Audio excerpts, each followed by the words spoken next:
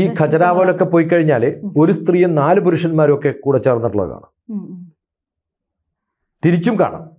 ഒരേ പുരുഷനെ 10 സ്ത്രീകൾ കൂടെ ഇരുന്നിട്ട് എങ്ങനെയൊക്കെ സന്തോഷിപ്പിക്കുക എന്നുള്ള പോസ്റ്റേഴ്സ്. ഇതൊക്കെ വളരെ സ്വാഭാവികമാണ്. പിന്നെ ഇതിൻ്റെ ഒരു സങ്കല്പം ഉണ്ടായിക്കഴിഞ്ഞാൽ പിന്നെ അത് കൊത്തുപണി ചെയ്യുന്ന ആളും അത് ചെയ്യുന്ന ആർക്കിടെക്റ്റിൻ്റെയും അതിൻ്റെ സ്വാഭാവികമായിട്ട് അയാൾക്ക് തോന്നുന്നതും ആരാ കൂടുതൽ ഉണ്ടായിട്ടുള്ളവോ, സ്ത്രീകളാണോ പുരുഷന്മാരാണോ? ഇതൊക്കെ ചെയ്തിട്ടുള്ളത് മിക്കവാറും പുരുഷന്മാരാണ്. പക്ഷെ അവരുടെ സങ്കല്പവും കൂടി അതിനകത്ത് ആഡ് ചെയ്തിട്ടുണ്ടാവും.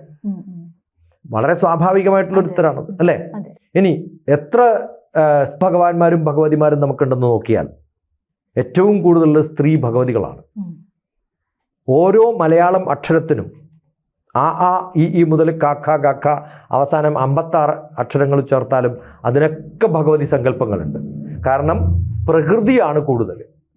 പുരുഷൻ എന്ന് പറയുന്ന സങ്കല്പം കുറവും പ്രകൃതി എന്ന് പറയുന്ന സങ്കല്പം കൂടുതലുമാണ്. കാരണം പ്രകൃതിയുമായിട്ട് ബന്ധപ്പെട്ടിട്ടാണ്. നദികളുടെ പേര് സ്ത്രീകളുടെയാണ്, പല പൂക്കളുടെയും പേര് സ്ത്രീകളുടെയാണ്. അപ്പോൾ ഈ രൂപങ്ങളിൽ മാത്രമല്ല പ്രകൃതിയിൽ കാണുന്നതൊക്കെ ഏറ്റവും കൂടുതൽ ഏതാന്ന് ചോദിച്ചാൽ എന്താ പറയുക, സ്ത്രീകളാണ്. അപ്പോൾ നാച്ചുറലി ഉള്ള ഒരു സങ്കല്പമാണ് ഈ സങ്കല്പം. അപ്പോൾ ഒരു പുരുഷന് ജന്മം കൊടുക്കാവുന്ന എത്ര മക്കളെ ഉണ്ടാക്കാൻ പറ്റുമോ അത്രയും മക്കളെ ഒരു സ്ത്രീക്ക് ഉണ്ടാക്കാൻ പറ്റില്ല.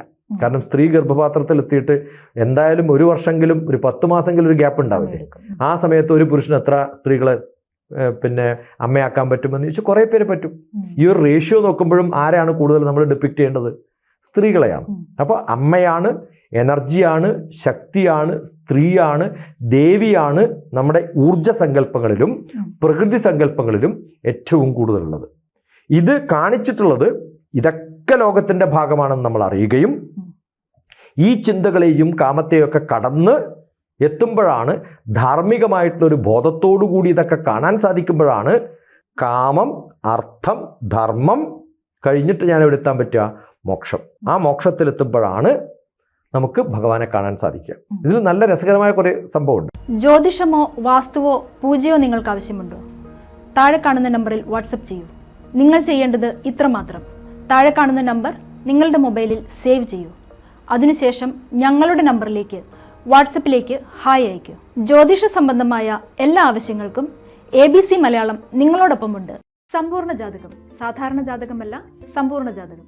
75 പേജുകളടങ്ങിയ സമ്പൂർണ്ണ ജാതകം 250 രൂപയ്ക്ക് നിങ്ങളുടെ കൈകളിലേക്ക്. അതിനായി നിങ്ങൾ ചെയ്യേണ്ടത് ഇത്രമാത്രം: താഴെ കാണുന്ന നമ്പറിൽ ബന്ധപ്പെടുക. ജ്യോതിഷവുമായി ബന്ധപ്പെട്ട എല്ലാ വിശേഷങ്ങളും നിങ്ങളിലേക്കെത്താൻ ABC ജ്യോതിഷം സബ്സ്ക്രൈബ് ചെയ്യുക.